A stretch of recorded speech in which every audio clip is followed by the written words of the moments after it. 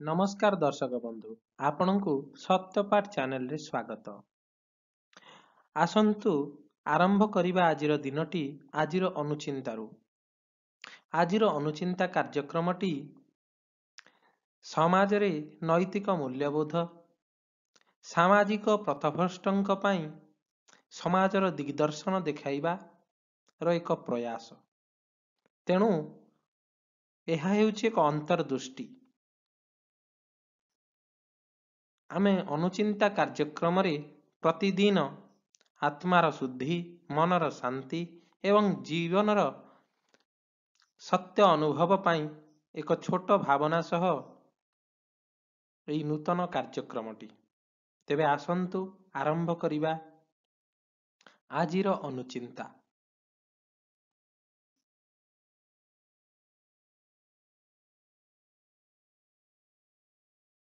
ସୁଖସ୍ୟ ମୂଳମ୍ ଧର୍ମଃ। ତେବେ ଏହି ଛୋଟିଆ ଉକ୍ତିଟି ସଂସ୍କୃତରେ ସୁଖସ୍ୟ ମୂଳମ୍ ଧର୍ମଃ, ଏହାର ଅର୍ଥ ହେଉଛି ସୁଖର ମୂଳ ହେଉଛି ଧର୍ମ, ଅର୍ଥାତ୍ ଧର୍ମ ସଙ୍ଗତ ଆଚରଣରୁ ଆମକୁ ସୁଖ ମିଳିଥାଏ। ନୀତି ନିୟମ ବା ମାନବୋଚିତ କର୍ତ୍ତବ୍ୟ ପାଳନ ହେଉଛି ଧର୍ମ। ଧର୍ମ ପାଳନରୁ ମାନସିକ ଏବଂ ଐହିକ ଅଭ୍ୟୁଦୟ ଘଟିଥାଏ। ଅର୍ଥାତ୍ ଯେକୌଣସି ସୁଖ ଆଜି ଆମେ ଅନୁଭବ କରୁଛେ, ଆମେ ଯାହା ସୁଖ ଅନୁଭବ କରୁଛେ ତାହା ଧର୍ମରୁ ହିଁ ମିଳିଥାଏ। ଅର୍ଥାତ୍ ଆମର ଧର୍ମ ସଙ୍ଗତ ଆଚରଣରୁ ହିଁ ସୁଖ ମିଳିଥାଏ। ଯଦି ଆମେ ଅଧର୍ମ କାମ କରିବା, ଯଦି ଆମେ କାହାର ଅନିଷ୍ଟ ଚିନ୍ତା କରିବା, ତେବେ ଆମକୁ କେବେ ସେଥିରୁ ସୁଖ ମିଳିନଥାଏ। ତେଣୁ ଆମ ଧର୍ମ ସଙ୍ଗତ ଆଚରଣ ସମାଜରେ ଆମକୁ ପ୍ରଶଂସିତ କରାଏ, ସମାଜରେ ଆମକୁ ସମ୍ମାନ ଦିଏ, ସମାଜରେ ବଞ୍ଚିବାକୁ ପ୍ରେରଣା ଦିଏ, ସମାଜରେ ସମସ୍ତ ଆମକୁ ପ୍ରଶଂସା କରନ୍ତି, ପ୍ରଶଂସାର ପାତ୍ର ହଉ। ତେଣୁ ଆମକୁ ସୁଖ ମିଳିଥାଏ। ନୀତି ନିୟମ ବା ମାନବୋଚିତ କର୍ତ୍ତବ୍ୟ ପାଳନ ହେଉଛି ଧର୍ମ। ଆମେ ଯଦି ସମାଜର ନୀତି ନିୟମ ମାନି ଜଣେ ନାଗରିକ, ଦେଶର ନାଗରିକ ଭାବରେ ସମାଜର ନୀତି ନିୟମ ମାନି ଚଳିବା, ତେବେ ନିଶ୍ଚିନ୍ତ ଭାବରେ ଆମେ ଆମର କର୍ତ୍ତବ୍ୟ ପାଳନ କରିବା, ତାହା ହେଉଛି ଧର୍ମ। ଯଦି ଆମେ ଠିକ୍ ଭାବରେ ଚାଲିଲେ, ଠିକ୍ ନୀତି ନିୟମ ପାଳନ କଲେ, ତାହେଲେ ନିଶ୍ଚିନ୍ତ ଭାବରେ ଆମକୁ ସୁଖ ମିଳିଥାଏ। ଧର୍ମ ପାଳନରୁ ମାନସିକ ଏବଂ ଐହିକ ଅଭ୍ୟୁଦୟ ଘଟିଥାଏ। ଆମେ ଯଦି ଆମର ଧର୍ମ କର୍ତ୍ତବ୍ୟକୁ ଠିକ୍ ଭାବରେ ପାଳନ କଲେ, ତେବେ ଆମକୁ ମାନସିକ ଏବଂ ଐହିକ ଅଭ୍ୟୁଦୟ ଘଟିଥାଏ। ଆମ ମାନସିକ ଶାନ୍ତି ମିଳିଥାଏ ଏବଂ ଐହିକ ଆମର ନୈତିକ ମୂଲ୍ୟବୋଧର ଅଭ୍ୟୁଦୟ ଘଟିଥାଏ। ତେବେ ଆମେ ଯେଉଁ ସୁଖ ପାଇଲେ ତାର ମୂଳରେ ଥିଲା ଧର୍ମ। ଏବେ ଆସନ୍ତୁ ଏହି ଉକ୍ତିରୁ ବୁଝିବା ଧର୍ମସ୍ୟ ମୂଳମ୍ ଅର୍ଥଃ। ତେବେ ସୁଖସ୍ୟ ମୂଳମ୍ ଧର୍ମ ଥିଲା, ଏବେ ଧର୍ମସ୍ୟ ମୂଳମ୍ ଅର୍ଥଃ। ତେବେ ଧର୍ମର ମୂଳ ହେଉଛି ଅର୍ଥ। ଧର୍ମ ଆଚରଣ ପାଇଁ ଅର୍ଥର ଆବଶ୍ୟକତା ଥାଏ। ଧର୍ମ ଅର୍ଥାତ୍ ରାଷ୍ଟ୍ରର ନୀତି ନିୟମକୁ ସୁବ୍ୟବସ୍ଥିତ କରି ରଖିବା ପାଇଁ ଅର୍ଥର ନିତ୍ୟାନ୍ତ ଆବଶ୍ୟକତା ଅଛି। ଯଦି ଆମ ରାଜ୍ୟରେ, ଆମ ଦେଶରେ ଅର୍ଥାଭାବ ହୁଏ, ଅର୍ଥାଭାବରୁ ଖାଦ୍ୟାଭାବ ହୁଏ, ବିଭିନ୍ନ ଲୋକ ଅଭାବ ଅନାଟନରେ ରୁହନ୍ତି, ତେବେ ଅଶାନ୍ତି ବ୍ୟାପେ, ଚୋରି ତସ୍କରୀ ବଢ଼େ। ଖାଇବା ପାଇଁ ଲୋକ କିଛି ବି କରିପାରନ୍ତି, ପେଟ ପୋଷିବା ପାଇଁ ଲୋକ ଚୋରି ବି କରିପାରନ୍ତି, କାହାକୁ ମର୍ଡର ବି କରିପାରନ୍ତି। ତେବେ ଦେଶ ଚାଲିବ କେମିତି? ଦେଶରେ ଅରାଜକତା ବୃଦ୍ଧି ହୁଏ। ତେଣୁ ଦେଶକୁ ନୀତି ନିୟମକୁ ସୁବ୍ୟବସ୍ଥିତ କରିବା ପାଇଁ ହେଲେ ଦେଶ ପାଇଁ ଅର୍ଥର ଆବଶ୍ୟକତା ଅଛି। ଯଦି ଦେଶର ରାଜକୋଷ ଖାଲି ହେଇଯାଇଥାଏ, ଯେଉଁଭଳି ଭାବରେ ଆମେ ଦେଖିଛେ ସବୁ ଛୋଟ ଛୋଟ ଦେଶମାନେ, ଶ୍ରୀଲଙ୍କାରେ କିଛି ଦିନ ତଳେ ଅରାଜକତା ହୋଇଥିଲା, ସେଠାକାର ରାଷ୍ଟ୍ରପତି ଆଉ ଗୋଟିଏ ଦେଶକୁ ଚାଲି ଯାଇଥିଲେ। ରାଷ୍ଟ୍ରପତି ଭବନରେ ପଶି ଲୋକମାନେ କିଭଳି ଭାବରେ ଅରାଜକତା ଦେଖେଇଥିଲେ। ବାଂଲାଦେଶରେ କିଭଳି ଅରାଜକତା ପାଇଁ ପ୍ରଧାନମନ୍ତ୍ରୀଙ୍କୁ ଦେଶ ଛାଡ଼ିବାକୁ ପଡ଼ିଲା। ପ୍ରଧାନମନ୍ତ୍ରୀ ଭବନରେ କିଭଳି ଭାବରେ ଲୋକମାନେ ଭଙ୍ଗାରୁଜା କଲେ, ପାକିସ୍ତାନରେ କିଭଳି ଭାବରେ ଅବସ୍ଥା, ମାଲଡିଭ୍ସରେ ଆଗରୁ ମାଳଦ୍ୱୀପ ସେଠି କିଭଳି ଭାବରେ ଅବସ୍ଥା ଥିଲା, ଭେନିଜୁଏଲା ଗୋଟେ ରାଷ୍ଟ୍ର ସେଠି ମଧ୍ୟ ଦାରିଦ୍ରତା କାରଣରୁ ବହୁତ ପ୍ରକାର ଅସୁବିଧା। ତେଣୁ ରାଜ୍ୟର ବା ଦେଶର ରାଜକୋଷରେ ଅର୍ଥ ରହିବା ନିହାତି ଆବଶ୍ୟକ। ତେଣୁ ଅର୍ଥ ଦାରିଦ୍ରତା ଦେଖାଦେଲେ ରାଜ୍ୟରେ ଅରାଜକତା ଅନୀତିର ପ୍ରସାର ଲାଭ ହୁଏ। ତେଣୁ ଧର୍ମକୁ ରକ୍ଷା କରିବା ପାଇଁ ଅର୍ଥର ନିତ୍ୟାନ୍ତ ପ୍ରୟୋଜନ ଅଛି।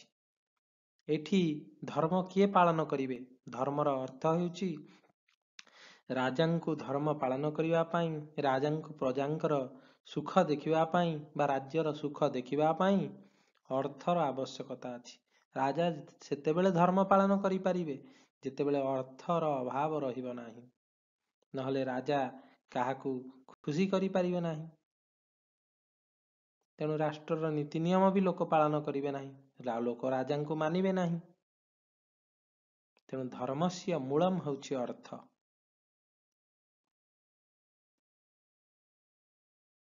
ଏବେ ଆସନ୍ତୁ ବୁଝିବା ଅର୍ଥ ମୂଳରେ କିଏ ଅଛି। ଅର୍ଥର ମୂଳ ହେଉଛି ରାଜ୍ୟ। ରାଜ୍ୟରୁ ଅର୍ଥ ସଂଗୃହୀତ ହୋଇଥାଏ। ରାଜ୍ୟ ସ୍ଥିର ରହିଲେ ଐଶ୍ୱର୍ଯ୍ୟ ସ୍ଥିର ରହିଥାଏ। ରାଜ୍ୟକୁ ସ୍ଥିର ରଖିବା ଭଳି ଐଶ୍ୱର୍ଯ୍ୟ ରାଜ୍ୟର ପ୍ରଜାମାନଙ୍କ ନିକଟରେ ରହିବା ଆବଶ୍ୟକ। ରାଜା ଦୁର୍ଗ, ବନ୍ଧୁ, ମନ୍ତ୍ରୀ, ସେନା, ରାଜକର୍ମଚାରୀ, ଯୁଦ୍ଧ ସାମଗ୍ରୀ, ଅସ୍ତ୍ର ଶସ୍ତ୍ର ଆଦି ସଂଗ୍ରହ କରି ପ୍ରଜାମାନଙ୍କର ଭରଣ ପୋଷଣ ତଥା ରକ୍ଷଣାବେକ୍ଷଣ କରୁଥାଏ। ତେଣୁ ରାଜାକୁ ବିପୁଳ ଅର୍ଥ ସଂଗ୍ରହ କରିବାକୁ ପଡ଼ିଥାଏ। ରାଜ୍ୟ ସ୍ତ୍ରୀ ସମ୍ପନ୍ନ ନହେଲେ, ଶ୍ରୀ ସମ୍ପନ୍ନ ନଥିଲେ ଅର୍ଥ ସଂଗ୍ରହ କଷ୍ଟକର ହୋଇପଡ଼େ। ପ୍ରଜାମାନେ ସମୃଦ୍ଧ ଥିଲେ କର ଦେଇଥାନ୍ତେ। କର ଗ୍ରହଣରୁ ରାଜକୋଷର ଅଭିବୃଦ୍ଧି ଘଟିଥାଏ। ତେବେ ବର୍ତ୍ତମାନ ସମାଜକୁ ଆମେ ଲକ୍ଷ୍ୟ କଲେ, ଯଦି ଆମ ଦେଶରେ ପ୍ରଜାମାନଙ୍କ ନିକଟରେ ବା ଆମ ନାଗରିକମାନଙ୍କ ନିକଟରେ ଐଶ୍ୱର୍ଯ୍ୟର ଅଭାବ ହୁଏ, ପଇସାର ଅଭାବ ହୁଏ, ଟଙ୍କାର ଅଭାବ ହୁଏ, ତେବେ ଆମ ଦେଶ ଦରିଦ୍ର ହୋଇଯିବ। ଆମ ଦେଶ ସେନାବାହିନୀରେ ଯାହା ଖର୍ଚ୍ଚ କରୁଛି କରିପାରିବ ନାହିଁ ସୁରକ୍ଷା ପାଇଁ।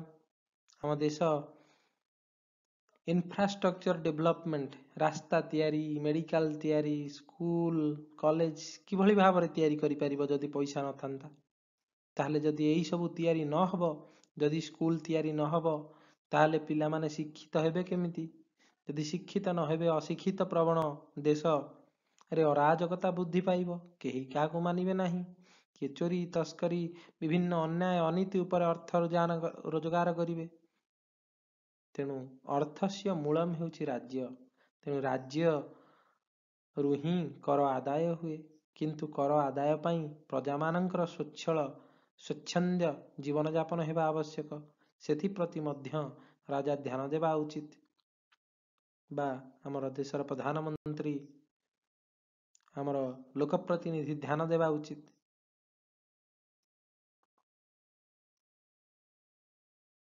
ଆସନ୍ତୁ ଜାଣିବା ରାଜ୍ୟ ମୂଳମ୍ ଇନ୍ଦ୍ରିୟ ଜୟ। ତେବେ ରାଜ୍ୟର ମୂଳ ହେଉଛି ଇନ୍ଦ୍ରିୟ ବିଜୟ। ରାଜ୍ୟର ରାଜସ୍ୱକୁ ସୁରକ୍ଷିତ କରି ରଖିବା ନିମିତ୍ତ ରାଜ୍ୟକୁ ପ୍ରତ୍ୟେକ ସ୍ତରରେ କର୍ମଚାରୀମାନେ ଇନ୍ଦ୍ରିୟ ବିଜୟୀ ହେବା ଉଚିତ। ଅର୍ଥାତ୍ ଯଦି ଆମ ଓଡ଼ିଶା ଗୋଟିଏ ଛୋଟିଆ ରାଜ୍ୟ ହୁଏ ବା ଆମ ଭାରତ ଗୋଟେ ଦେଶ, ଯଦି ଆମେ ଦେଶର ଶ୍ରୀକୁ, ଦେଶର ଧନକୁ ସୁରକ୍ଷିତ କରିବା ବା ଦେଶକୁ ସୁରକ୍ଷିତ କରିବା, ତେବେ ରାଜ୍ୟର ପ୍ରତ୍ୟେକ କର୍ମଚାରୀମାନେ ଇନ୍ଦ୍ରିୟ ବିଜୟୀ ହେବା ଉଚିତ, ସଚ୍ଚୋଟ ହେବା ଉଚିତ, ରେସ୍ପନ୍ସିବୁଲ ହେବା ଉଚିତ। ଅର୍ଥାତ୍ କାମ, କ୍ରୋଧ, ଲୋଭ, ମୋହ, ମଦ, ମାଶ୍ଚର୍ଯ୍ୟକୁ ଦମନ ନ କଲେ ରାଜ୍ୟ ଶାସନ ଅସମ୍ଭବ ହୋଇପଡ଼େ। ଯଦି ରାଜ୍ୟ ଚଳାଉଥିବା କର୍ମଚାରୀମାନେ, ସରକାରୀ କର୍ମଚାରୀମାନେ, ଦେଶ ଚଳାଉଥିବା ସରକାରୀ କର୍ମଚାରୀମାନେ ଦୁର୍ନୀତିଗ୍ରସ୍ତ ହୋଇଯିବେ, ଅତ୍ୟଧିକ ଦୁର୍ନୀତିଗ୍ରସ୍ତ, ଯେଭଳି ଏବେ ଆପଣ ଦେଖିବାକୁ ପାଉଥିବେ କେତେ ଇଞ୍ଜିନିୟର ଦୁର୍ନୀତିଗ୍ରସ୍ତ ହୋଇ ଭିଜିଲାନ୍ସ ଚାଲରେ ଧରା ପଡୁଛନ୍ତି, ସିବିଆଇ ହାତରେ ଧରା ପଡୁଛନ୍ତି। କେତେ ବଡ଼ ବଡ଼ କର୍ମଚାରୀ, ସରକାରୀ କର୍ମଚାରୀ ଧରା ପଡୁଛନ୍ତି। ଅର୍ଥାତ୍ ସେଇ କର୍ମଚାରୀ ମାନେ ଯଦି ଇନ୍ଦ୍ରିୟ ବିଜୟୀ ହେବା ଉଚିତ, ଅର୍ଥାତ୍ ଯେତିକି ଟଙ୍କା ଅର୍ଥ ତାଙ୍କୁ ମିଳୁଛି ସେ ଯଦି ସେତିକିରେ ସଚ୍ଚୋଟ ଭାବରେ କାମ କରନ୍ତି, କାମ, କ୍ରୋଧ, ଲୋଭ, ମଦ, ମୋହ, ମାଶ୍ଚର୍ଯ୍ୟକୁ ଦମନ କରନ୍ତି, ତେବେ ସେମାନେ ଠିକ୍ ଭାବରେ ଦେଶ ଚାଲିପାରିବ। ସଂଯମର ଅଭାବରୁ ପ୍ରଜାମାନଙ୍କ ଠାରୁ ଉଚିତ କର ଗ୍ରହଣ ହେବ। ଯଦି ସେଇମାନେ ଏତେ ପଇସା ନ ଖାଆନ୍ତେ ତାହା ରାଜକୋଷକୁ ଯାଆନ୍ତା, ଯାହା ଫଳରେ ଆମ ଦେଶ ଆହୁରି ଉନ୍ନତି କରିପାରନ୍ତା। କିନ୍ତୁ ସରକାରୀ କର୍ମଚାରୀ, ଯେଉଁ ଦୁର୍ନୀତିଗ୍ରସ୍ତ ସରକାରୀ କର୍ମଚାରୀ କିଛି ଅଛନ୍ତି, ସେମାନେ ଅଧାରୁ ବାଟମାରଣା କରୁଛନ୍ତି, ପ୍ରଜାଙ୍କର କଥା ଶୁଣିବା ପାଇଁ ଲାଞ୍ଚ ନେଉଛନ୍ତି।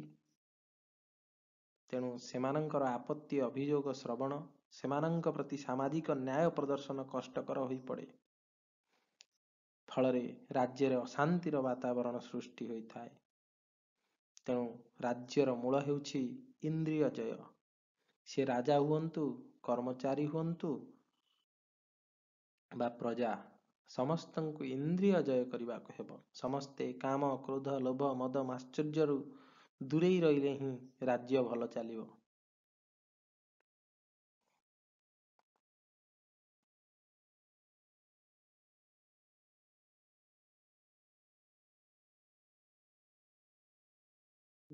ମୂଳମ୍ ବୃଦ୍ଧୋପସେବା। ବିନୟର ମୂଳ ହେଉଛି ବୃଦ୍ଧ ଜନସେବା। ବୃଦ୍ଧ ଜନସେବା, ଯଦି ଆପଣ ବୃଦ୍ଧ ଲୋକଙ୍କର ସେବା କରୁଛନ୍ତି, ସେବା ମନୋବୃତ୍ତିରେ ଯଦି ଆପଣ ଦେଶ ଚଳାଉଛନ୍ତି, ଜନତା ଜନାର୍ଦ୍ଦନ, ଆପଣ ସେବକ, ଜନତା ଭଗବାନ, ଆପଣ ଭକ୍ତ, ଏହିଭଳି ଭାବି ଯଦି ଆପଣ ଦେଶ ଚଳାଉଥାନ୍ତି, ଯେମିତି ଆମେ ଗୋଟିଏ ବୃଦ୍ଧ ଲୋକ ବା ପିତା ମାତାଙ୍କର ପଦସେବା କରୁ, ସେହିଭଳି ଭାବରେ ଆପଣ ଯଦି ଜନତାଙ୍କର ସେବା କରିବା ମନୋବୃତ୍ତି ନେଇ ସେବା କରନ୍ତି, ତେବେ ନିଶ୍ଚୟ ଭାବରେ ବିନୟ ଆପଣଙ୍କ ଠାରେ ବସା ବାନ୍ଧିବ। ବୃଦ୍ଧ ବ୍ୟକ୍ତିମାନେ ସଂସାର ବିଷୟରେ ବିଶେଷ ଅଭିଜ୍ଞ। ସେମାନଙ୍କର ଜୀବନ ନାନା ପ୍ରକାରର ତିକ୍ତ, କଟୁ, ମଧୁର ଅନୁଭୂତିରେ ସମୃଦ୍ଧ। ସେମାନଙ୍କୁ ସେବା କରିବା ଦ୍ୱାରା ତାଙ୍କଠାରୁ ସାଂସାରିକ ଜୀବନ ବିଷୟରେ ନାନା ପ୍ରକାରର ଉପଦେଶ ଗ୍ରହଣ କରାଯାଇଥାଏ। ଫଳରେ ବୃଦ୍ଧ ଜନସେବୀ ବ୍ୟକ୍ତିର ଅନୁଭୂତି ହୋଇଥାଏ, ମାର୍ଜିତ ଏବଂ ମନ ହୋଇଥାଏ। ବିନୟ ଗୁଣ ନମ୍ରତାରେ ପରିପୂର୍ଣ୍ଣ ହୋଇଥାଏ। ବୃଦ୍ଧ ଜନସେବାରୁ ମଣିଷ ବ୍ୟବହାର କୁଶଳତା ଶିକ୍ଷା କରିପାରେ। ତେଣୁ ଆପଣ ବିନୟ ଗୁଣଟି ବୃଦ୍ଧ ଜନସେବାରୁ ପାଇପାରିବେ। ତେବେ ଏବେ ଆସନ୍ତୁ ଜାଣିବା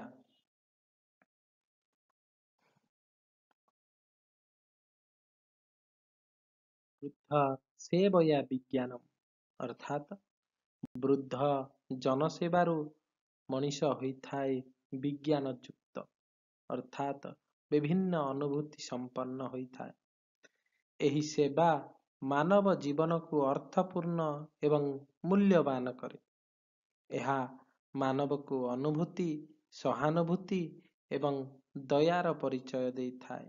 ତେଣୁ ବୃଦ୍ଧଙ୍କର ସେବା କରିବା ଦ୍ୱାରା ଆପଣ ବିଜ୍ଞାନ ଯୁକ୍ତ ହୁଅନ୍ତି, ଆପଣ ଅନୁଭୂତି ସମ୍ପନ୍ନ ହୁଅନ୍ତି, ଆପଣ ସହାନୁଭୂତି ଓ ଦୟାର ପରିଚୟ ମଧ୍ୟ ପାଇଥାନ୍ତି।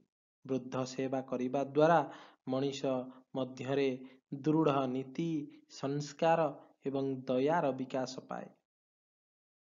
ଏହି ପ୍ରକ୍ରିୟା ବୈଜ୍ଞାନିକ ଓ ଭାବନାତ୍ମକ ବିକାଶକୁ ପ୍ରେରିତ କରେ ଏବଂ ମଣିଷ ମଧ୍ୟରେ ଏହାକୁ ଉନ୍ନତି କରେ ଏବଂ ପ୍ରେରଣାକୁ ଜନ୍ମ ଦିଏ। ତେଣୁ ବୃଦ୍ଧ ସେବା କରିବା ନିହାତି ଆବଶ୍ୟକ। ବୃଦ୍ଧ ଜନସେବା କରି, ବୃଦ୍ଧଙ୍କର ସେବା କରି ଆପଣ ନିଶ୍ଚିନ୍ତ ଭାବରେ ବିଜ୍ଞାନ ଯୁକ୍ତ ହୋଇପାରିବେ, ଜୀବନକୁ ଅର୍ଥପୂର୍ଣ୍ଣ କରିପାରିବେ, ଅନୁଭୂତି ସମ୍ପନ୍ନ କରିପାରିବେ, ସହାନୁଭୂତି ଦୟାର ପରିଚୟ ପାଇପାରିବେ, ସଂସ୍କାର ଏବଂ ଦୃଢ଼ ନୀତି ଦୟାର ବିକାଶ କରିପାରିବେ। ନିଜର ଭାବନାତ୍ମକର ବିକାଶ କରିପାରିବେ, ପ୍ରେରଣାକୁ ଜନ୍ମ ଦେବେ।